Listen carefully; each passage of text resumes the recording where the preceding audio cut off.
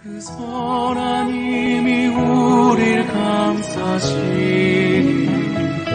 믿음으로 일어날 일 기대하네. 주 언제나 우리와 함께 계셔. 하루 또 하루가 내 새로워. 주께서 밝히신 작은 촛불이 어둠을 헤치고 타오르네. 그 빛에 우리 모두 하나 되어 온 누리에 비추게 하소서. 이 고요함이 깊이 번져갈 때 저 가슴 벅찬 노래 들리네. 다시 하나가 되게 이끄소서. 당신의 빛이 빛나는 이 밤. 그 선한 힘이 우릴 감싸시니 믿음으로 일어날 일 기대하네. 이전에 제가 한번 소개를 한번 드린 적이 있는데, 이대역에서 아현역 방향으로 이렇게 올라가다 보면 웨딩샵들이 몇 군데 이렇게 쭉 연결되어 있고, 그곳을 좀 지나다 보면 우측에 솟아있는 교회가 하나 있는데, 그 교회가 아현교회라고 하는 곳입니다. 이 아현교회는 김현봉 목사님이라는 분이 1933년 3월에 교회를 설립한 아주 역사가 오래된 교회인데, 이 김현봉 목사님은 젊은 시절에 만주나 간도에서 나라를 빼앗겨서 여러 가지 어려움을 겪고 있는 청년들에게, 또 우리 어린 아이들에게 한글을 가르치고 한국 역사를 가르쳐서 그들을 올바로 세우려고 애를 쓰다가 결국 그 일제 경찰에 잡혀서 지금 서대문 형무소에서 형을 사는 동안에 말씀을 읽다가 큰 은혜를 받으셨어요. 그래서 내가 정말 하나님 앞에서 이 나라를 세울 길이 이 길이구나 하는 것을 깨닫게 돼서 평양신학교를 23회로 들어가셔서 그곳에서 신학 공부를 하시고 뒤늦게 40살에 목회자가 됐습니다.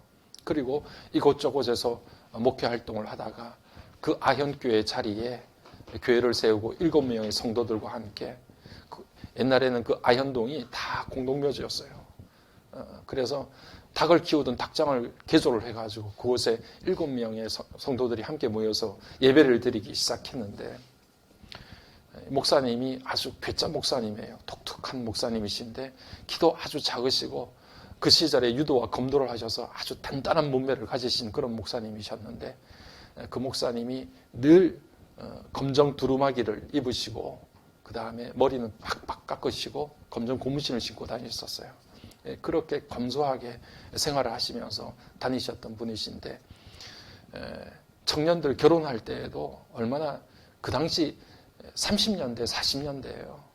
그 당시에 결혼을 하는데 청년들에게 절대 웨딩드레스 못 입게 하고,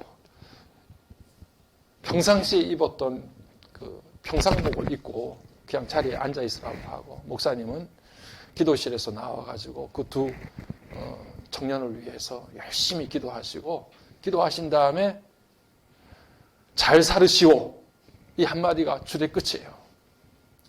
그리고서 돌려보냈어요. 그러니까 지금도 그렇게 하면 괴짜인데, 당시 30년, 40년대에 그렇게 결혼식을 만약에 했다고 하면 얼마나 이분이 참 대단한 분이세요. 그렇게 검소하게 생활하시고 본인도 그렇게 생활을 하셨는데, 다른 것이 아니라 이분이 오후 5시가 되면 취침에 들어가요. 오후 5시가 되면 잠에 들어가서 새벽 1시까지 잠을 자다가 새벽 1시에 깨서요. 그리고 새벽 1시에 깨시면 4시까지 앉아서 묵상하시고 기도하시는 거예요. 그때는 통금 시간이 있어서 새벽 4시나 지나야 그래서 바깥으로 나갈 수 있으니까 4시까지 묵상 기도를 하시다가 4시가 되면 그때 당시 연대 뒷산에 본인의 기도처가 있었어요. 그래서 새벽 4시에 나가서 또 본인의 기도처에 들어가셔서 오전 9시까지 그곳에서 엎드려서 기도를 하셨어요. 그리고 9시에 내려오셔서 신방을 이렇게 이군데 저군데 다니시는데 그 목사님, 김현복 목사님의 신방이라고 하는 게 다른 게 아니라 별일 없어 하고서 담벼락에다 대고서 얼굴로 쳐다보면서 한마디 말하고 또 힘들고 어려운 사람들 되면 방 안에 들어가서 손으로 한번 방 만져봐서 이 사람이 차가운데 그냥 자고 있는지 어떤지 그거 한번 점검하고 그리고서 한 바퀴를 돌으셨다고 그래요. 그런데 이 아현교회가 1960년도까지 서울의 영락교회와 함께 제일 큰 교회였어요. 1000명, 1200명, 1300명이 모여서 예배를 드렸던 아주 큰 교회인데 목사님이 그렇게 목회를 하셨는데 신사참배를 하고 6.25가 터질 때마다 산에 올라가서 40일씩 금식기도 하시면서 그렇게 하나님 앞에 엎드리다가 하나님 앞에 큰 은혜를 받으셨어요. 내 죄가 낱낱이 하나님 앞에 고백되어지고 하나님께서 내 죄를 얼마나 밝혀 그것을 보여주시든지 견딜 수가 없어서 15가지의 죄목을 놓고서 하나님 앞에 엉엉 울면서 기도하시다가 하나님의 능력을 받으셨어요. 그래서 하나님 앞에 말씀을 증거하시고 그렇게 검소하게 사시는데도 사람들이 구름대처럼 모여서 그곳에서 하나님 앞에 예배드렸던 그런 교회가 아현교회예요. 오늘 그 김현복 목사님의 이야기가 오늘도 많은 사람들의 목사님들의 입에 오르내리고 있습니다. 우리가 여러 가지 많은 것들을 생각하지만 하나님께서는 우리가 기도하고 간구할 때 하나님의 역사가 우리 가운데 나타나고요. 기도 가운데 하나님께서 당신의 은혜를 우리 가운데 충만하게 부어주신다는 것을 목사님을 통해서 우리들에게 잘 보여주세요.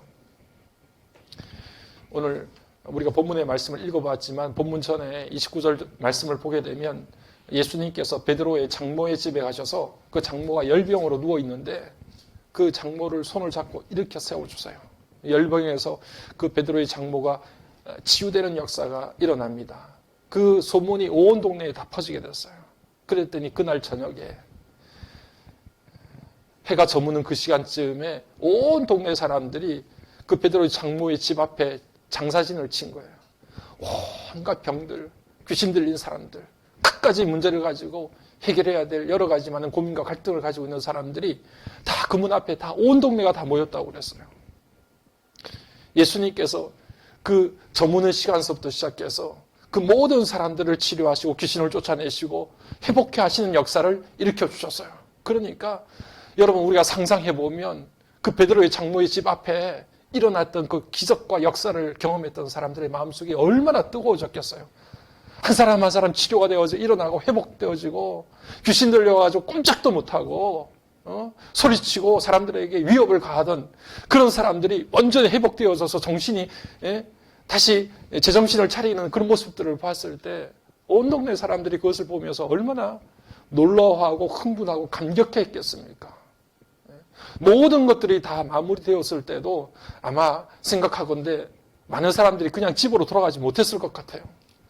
그 벅찬 감정과 그 놀라움을 경험했던 그 여운들이 그대로 남아서 아마 오랫동안 그 자리에 남아서 동네 사람들이 그렇게 이야기하다가 늦게까지 있다가 집으로 돌아가지 않았을까요?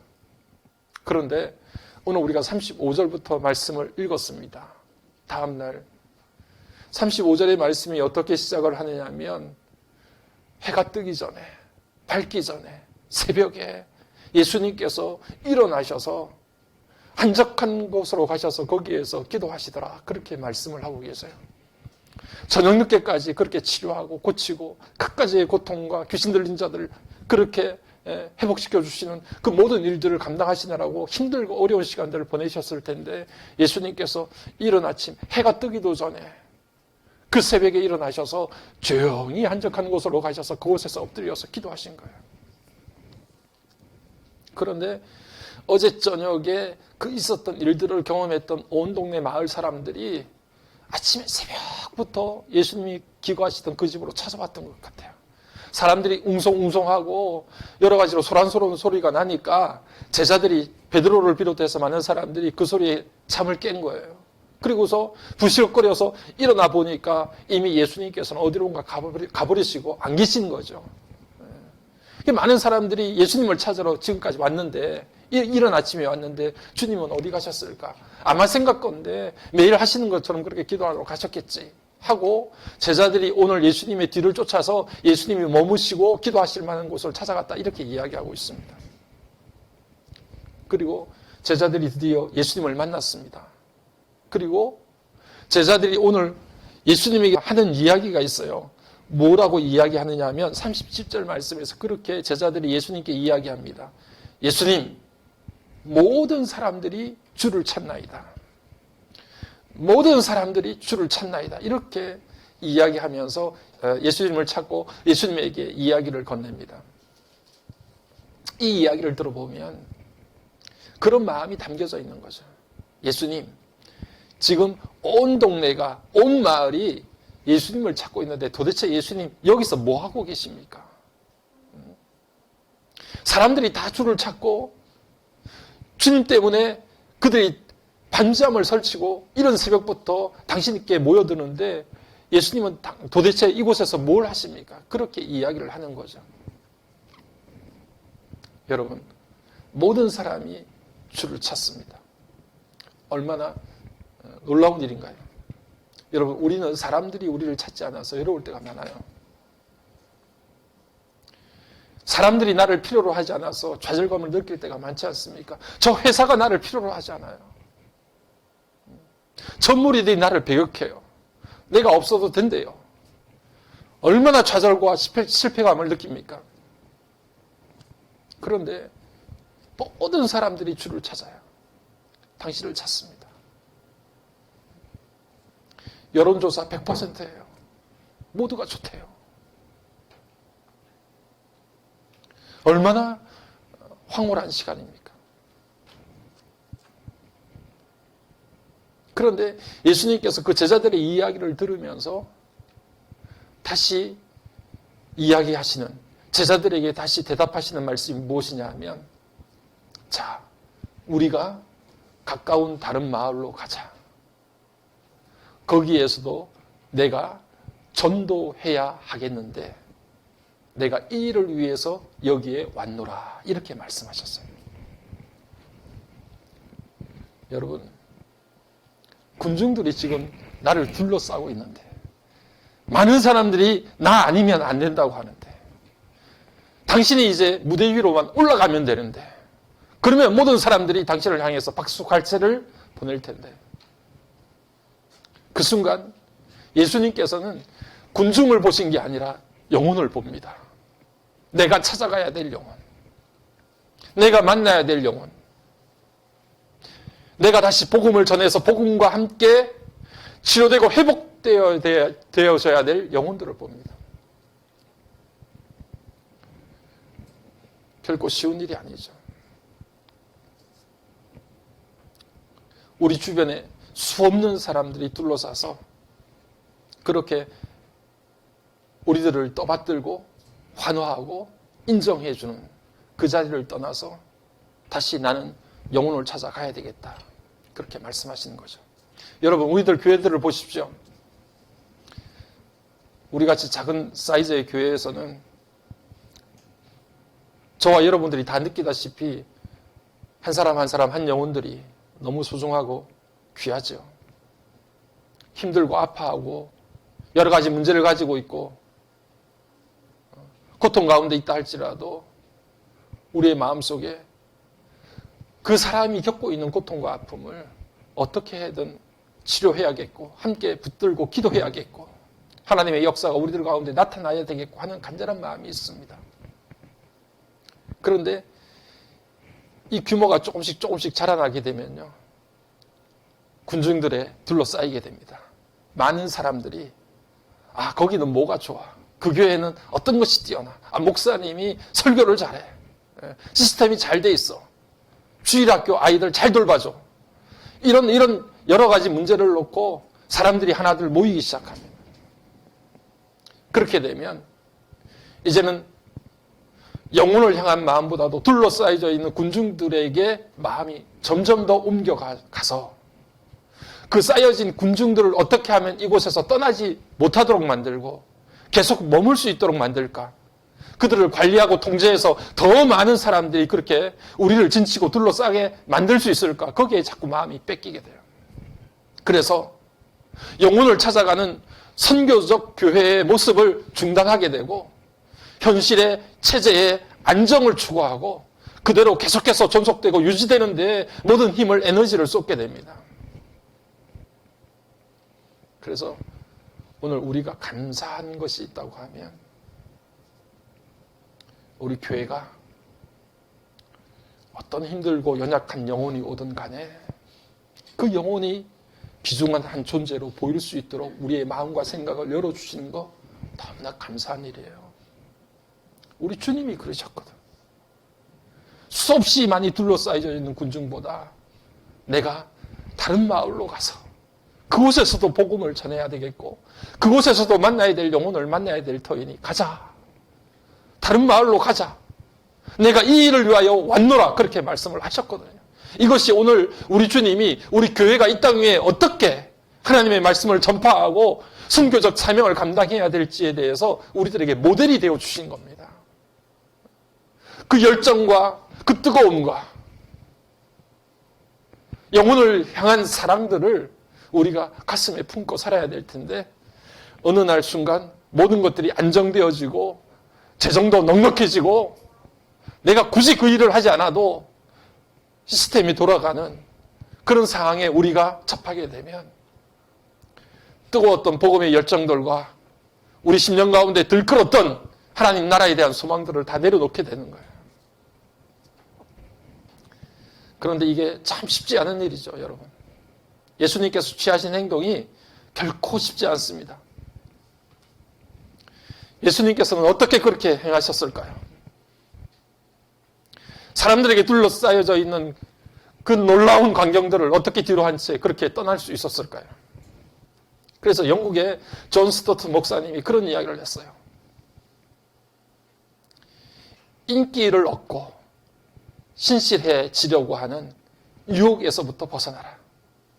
우리는 인기를 포기하고 신실해지든지 신실함을 내려놓고 인기 있는 사람이 되려고 하든지 둘 중에 하나이다. 그렇게 말씀했습니다. 우리가 정말 주님을 따르려고 하면 인기 있는 세상에서 받을 수 있는 영광과 갈채들을 내려놓아야 신실해질 수 있어요. 이것이 점점 우리들 가운데 더 깊이 느껴지게 돼요. 예수님께서는 군중들을 내려놓고 영혼을 찾아 나서시고 인기를 내려놓고 하나님의 말씀에 진실하게 복종하고 순종하는 길을 떠나셨어요. 이 일이 가능한 것이 오늘 우리가 35절 말씀부터 살펴보았지만 예수님께서는 그 순간 한적한 곳에 가셔서 거기서 새벽 동이 트기 전에 하나님 앞에 간구하고 기도하셨던 예수님이세요. 말씀을 살펴보게 되면 예수님의 기도가 그 힘들고 어려운 유혹의 자리에서 하나님께서 원하시고 하나님께서 바라시는 계획과 뜻을 따라서 순종하고 결단할 수 있도록 만드는 힘이 늘 예수님의 기도에 있다는 사실을 성경 본문이 우리들에게 군데군데 정확하게 알려주고 밝혀줍니다. 기도할 때 예수님께서 무엇을 위해서 내가 이 땅에 왔는지 어떤 일을 해야 되는지에 대한 내 사명이 뭐고 내 인생의 목적이 어떤 것인지를 분명히 알 수 있었던 거예요. 기도의 능력, 오늘 설교 제목이 그런데 기도의 능력이 무엇일까요? 여러분, 기도의 능력은 기도하면서 내가 참된 나를 만나는 시간입니다. 모든 것들에 둘러싸여져 있고 더 씌워져 있고 꼬리표가 달려져 있고 위장되어져 있고 가면을 쓰고 있고 거칠되어져 있는 모든 것들을 다 내려놓고 하나님 앞에 엎드려 기도할 때 우리는 진정한 나를 만납니다. 내가 누구인지, 내가 어떤 사람인지, 하나님께서 왜 이곳에 나를 보내주셨는지를 확인하고 만나는 시간이 기도의 시간이에요. 그래서 예수님께서 그렇게 말씀하시지 않았습니까? 제자들에게. 다른 마을로 가자. 내가 거기에 가서도 전도해야 되리니 내가 이 일을 위하여 왔노라. 예수님께서 무엇을 하려고 이곳에 왔는지를 정확하게 깨닫고 알고 계셨던 거예요. 그러니까 그렇게 결단하고 말씀하실 수 있었던 거죠. 기도할 때 내가 무엇을 해야 될지, 왜 여기에 있는지, 어떤 사람이어야 하는지에 대한 진정한 나를 만납니다. 기도하지 않으면 늘 가면에 씌워져 있고 사람들이 보내주는 환호와 갈채, 때로는 비난, 그런 것들에 더 친해진 모습이 내 진정한 내 모습인 줄 알고 착각을 해요. 그러니까 그런 것에 좌절하고 난망해요. 그런데 기도할 때 우리의 참된 자아가 드러나요. 하나님 앞에서 우리를 창조하시고 만드시고 인도하시고 섭리하시는 하나님 앞에서 내가 과연 누구인지, 내가 어떤 존재인지를 밝히 드러나는 시간이 기도하는 시간이에요. 기도할 때 내 모습을 보게 되니까, 아, 하나님께서 나를 그 일을 위해서 어떻게 살라고 나를 이곳에 보내주셨구나 하는 것들을 정확하게 깨닫게 돼요. 저는 그게 기도의 능력이라고 생각합니다. 오늘 주보에 여러분에게 그렇게 유진 피터슨의 이야기를 통해서 말씀을 드렸는데, 기도는 하나님으로부터 응답받는 게 아니라 내가 하나님 앞에 응답하는 기도여야 합니다. 우리가 하나님 앞에 설 때에 내가 거울 앞에 서 있는 것처럼 기도 시간에 내 참된 자아가 보입니다. 내가 누구인지, 내 인생의 목적이 어떤 것인지를 확실하게 보게 되면서 그 거울 앞에 선 나를 하나님 앞에 새롭게 응답하고 내 모습이 어떻게 고쳐져야 되고 어디를 향해서 가야 될지를 하나님 앞에 결단하고 나아가는 것이 응답받는 기도가 아니라 응답하는 기도로 우리가 하나님 앞에 서는 거, 그게 바로 기도의 능력이에요.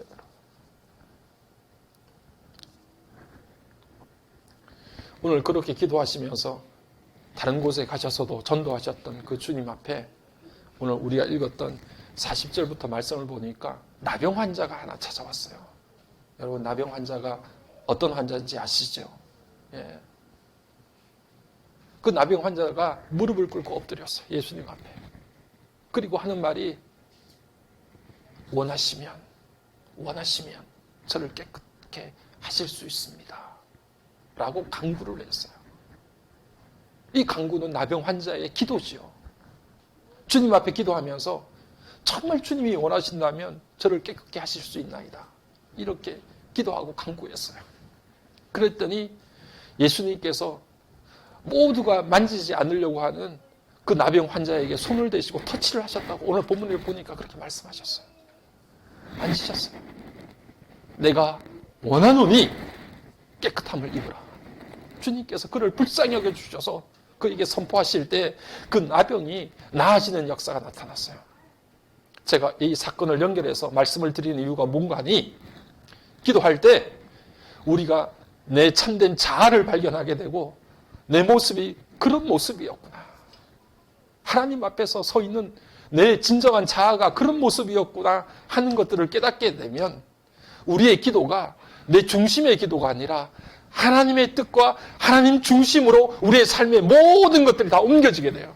그래서 내가 원하니 하나님 이거 해주세요라가 아니라 원하시면 저를 깨끗게 하실 수 있습니다.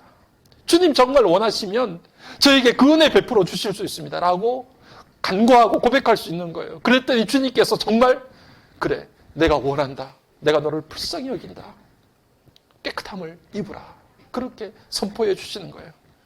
모든 삶의 중심이 나에게서부터 주님께로 옮겨지는 거, 기도입니다. 기도의 능력이에요. 이전에는 내 중심으로 모든 것들을 계획하고 설계하고 그것대로 안 되면 불안하고 초조하고 염려하고 긴장돼서 잠 못 이루었던 것이 우리들의 모습이었다고 하면, 이제는 내 삶의 모든 설계가 주님 중심으로 하나님께서 원하시면 이루어지겠습니다, 주님이 원하신다고 하면 반드시 실현될 것입니다 라고 믿고 확신하는 주님 중심의 삶으로 옮겨지는 거예요. 기도의 역사예요. 제가 이 나병 환자의 기도를 들으면서요, 그런 마음이 들었습니다. 여러분, 나병 환자는 얼굴이 뭉개지고, 자고 일어나면 손가락 하나 떨어지고, 내일이 되면 발가락 하나 떨어지고, 그래서 언제 어느 때에 내 몸의 지체들이 다 뭉개지고 떨어지고 나아갈지 알지 못하는 그런 엄청난 흉측한 질병이에요. 그런 모습을 가지고 주님 앞에 나와서 주님이 원하시면 이렇게 더럽고 초라하고 사람들이 다 천시하고 가까이 오려고 하지 않는 이 저주받은 질병에서부터 주님 저를 깨끗게 하실 수 있습니다 라고 엎드리는 거죠. 그래도 여러분, 이 나병 환자를 보면서 저는 정말 어떤 면에서는 행복한 사람이다 이런 생각이 들었어요. 왜냐하면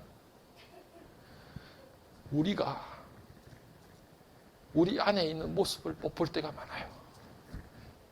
여러분, 우리 자신들을 주님 앞에 기도 가운데 우리를 낱낱이 이렇게 드러내놓고 보게 되면 다른 사람이 아니라 우리 자신이 영적인 나병 환자예요. 얼굴이 뭉개지고 손가락이 떨어지고 발가락이 떨어져 나가는 그런 영적 나병 환자의 상태에 놓여져 있음에도 불구하고 그것을 알지 못하고 주님이 원하시면 깨끗게 하실 수 있습니다라는 기도를 드리지 못하는 아파도 아픈 것을 모르고 고통스러워도 고통을 느끼지 못하는 그런 상태에 놓여져 있는 우리들의 모습을 생각할 때가 너무나 많은 거죠. 오늘 여러분, 우리 자신의 모습을 주님 앞에 곰곰이 드러내놓고 주님 앞에 기도하고 두 손을 들어보니 주님, 그 나병 환자가 저더라고요. 뭉개지고 깨지고 떨어져 나간 그 흉측한 모습이 바로 저인데 주님이 원하시면 깨끗게 하실 수 있습니다. 주님이 원하시면 회복될 수 있습니다. 그 기도 드리고 하나님 앞에 두 손 들 때 오늘 하나님께서 우리의 삶을 만져주세요. 주님이 모든 사람들이 다 멀리하고 피하는 그 문둥 환자, 나병 환자를 손을 직접 대주세요. 우리를 만져주시고 우리를 터치해 주시는 그 주님의 놀라우신 사랑이 우리 가운데 다가오게 될 때 오늘 저와 여러분의 삶이 봄처럼 피어나고 회복되어지는 귀한 역사가 나타날 줄로 믿습니다. 4월 한 달 기도하려고 하는데요. 여러분, 정말 우리가 굉장히 중요한 시기에 살고 있어요. 지난주에도 제가 회개에 대해서 말씀을 드리면서 정말 우리가 회개의 삶을 살아야 된다, 그렇게 말씀을 드렸던 것처럼